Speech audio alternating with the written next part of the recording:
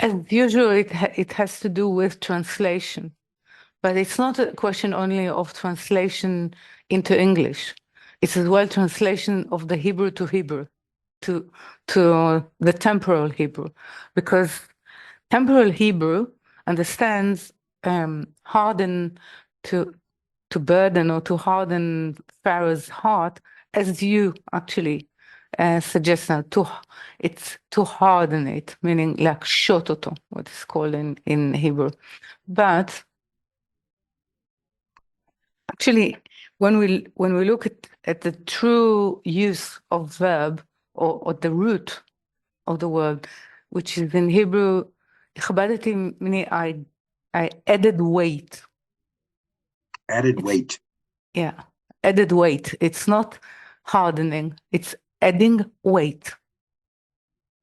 Because, in Hebrew, there is the possibility to say, sheti et libo, meaning I harden its heart, is Pharaoh's heart. But this is not what is being used. What is being used is I added weight, meaning when your heart feels heavy, is not necessarily hardened.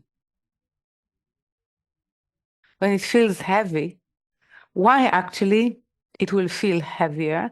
And it has to do with the root of the word, to increase weight.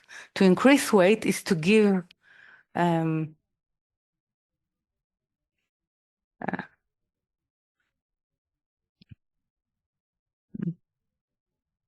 power to the presence of its reality. Actually, let's say the root of it, kaved, it means reality, meaning it's to do with honor, more honor, the reality and the presence of honor in terms of the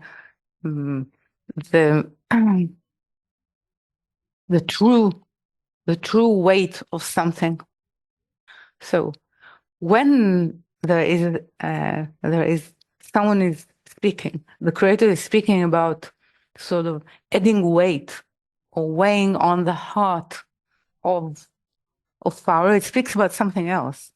It speaks about giving it the weight of reality, of the perspective and the perception that Pharaoh has concerning life, and the way that actually it needs to be broken, and the depths of it, and the power of its, the holding power that it has on human consciousness.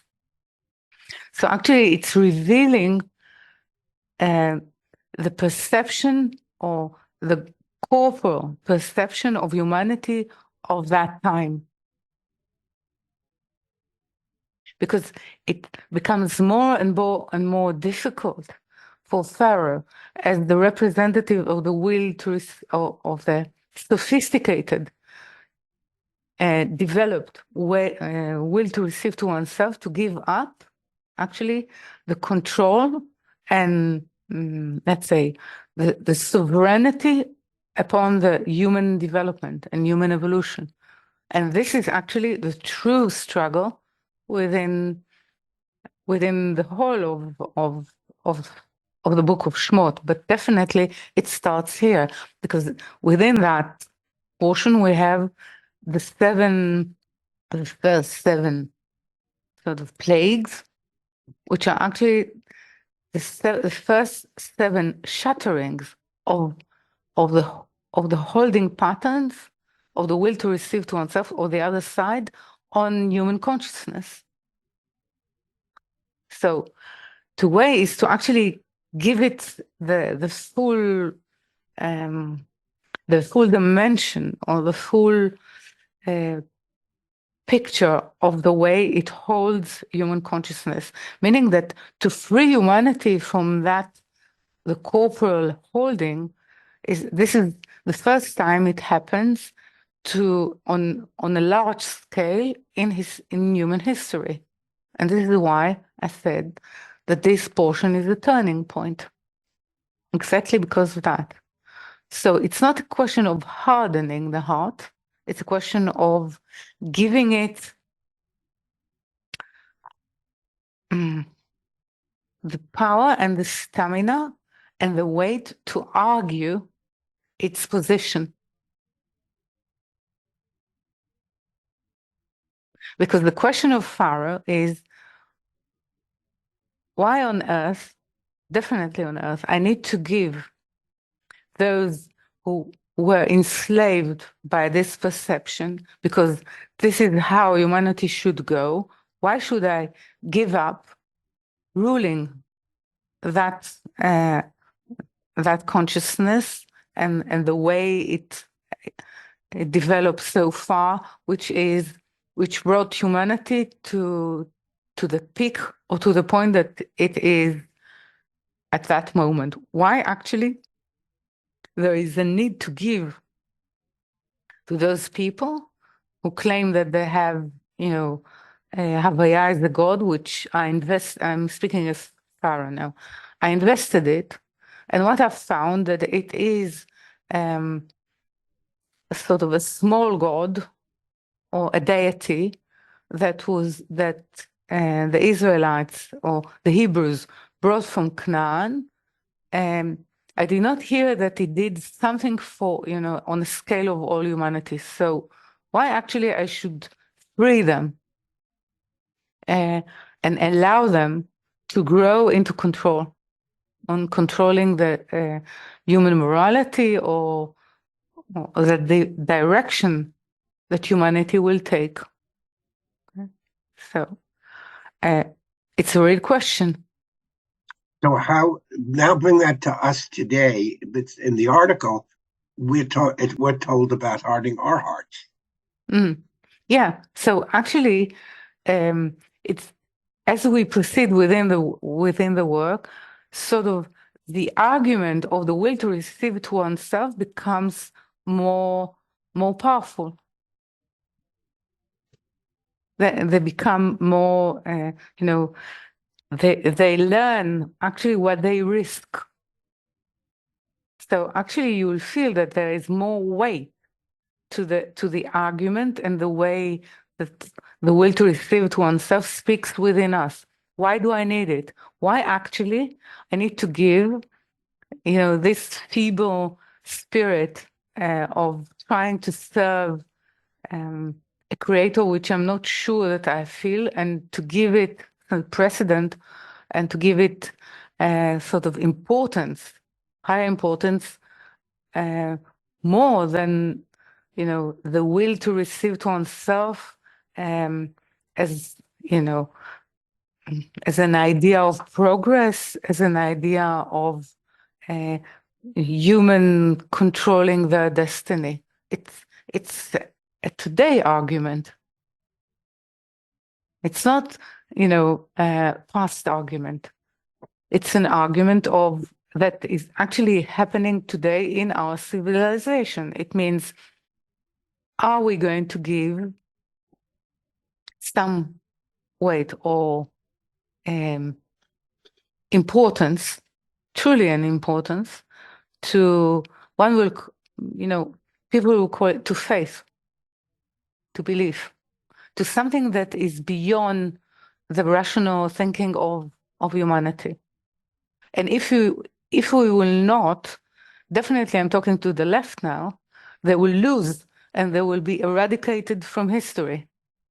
If they would like to keep the secular sort of standing. Because the world is seeking, because there is a sense, healthy sense of something else that there is within the event and within the deadlock of the human state. Okay, something need to give. Something is higher than that, and it's not. What is happening is not according to sort of prediction or logical predictions. So the world is witnessing it, and it looks for a different way of thought. or the different way of thinking, different way of believing, different way of being able to encompass what is happening. And that is started to happen within the peak of the civilization of that time in Egypt. So it's a paradigm. Yeah.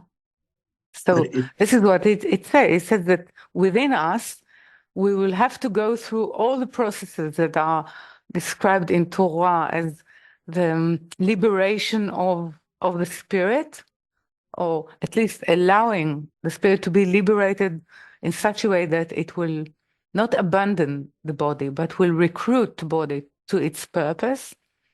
It will happen within the working space or ecology of a person and in humanity at the same time. So it doesn't work on Pharaoh. So my question or my understanding, I'll give an analogy. It really requires more than just breaking down of thinking, but really almost like our whole body has to change. Everything about us has to change. Yeah. And the example I would give is a caterpillar becoming a butterfly. The caterpillar doesn't suddenly sprout wings. It dissolves completely in the chrysalis, and then it becomes a whole different form. So one can say that the chrysalis state of humanity is what we call impregnation. Okay. Okay. Within impregnation, there is a dissolvement of the prior, but it's a dissolve. We dissolve there, but it's still the same matter. Yes. Yeah. But the same matter reformed in a different way. So reformed in a way that can actually spread wings. Okay.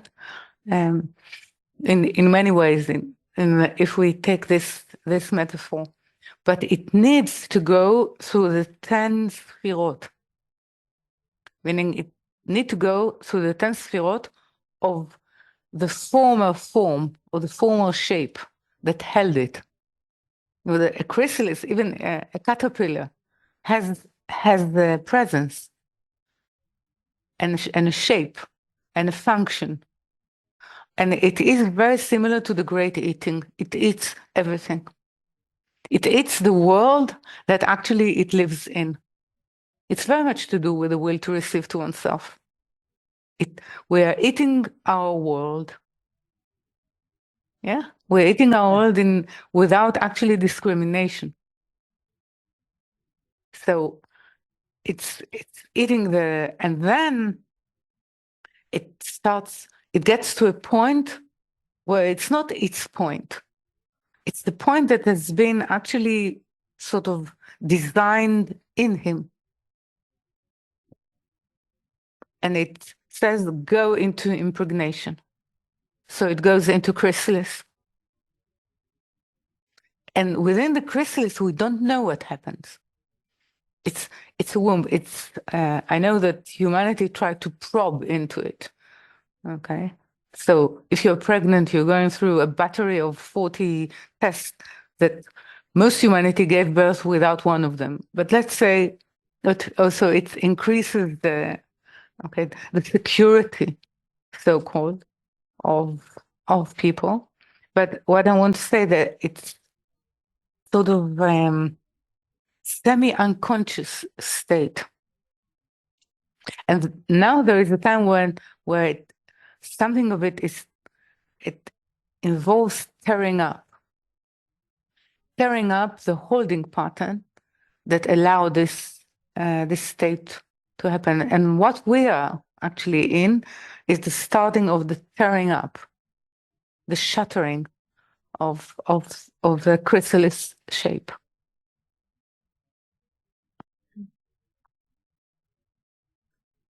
So it's though something kept us, something unconscious within this this state or cocoon state, okay?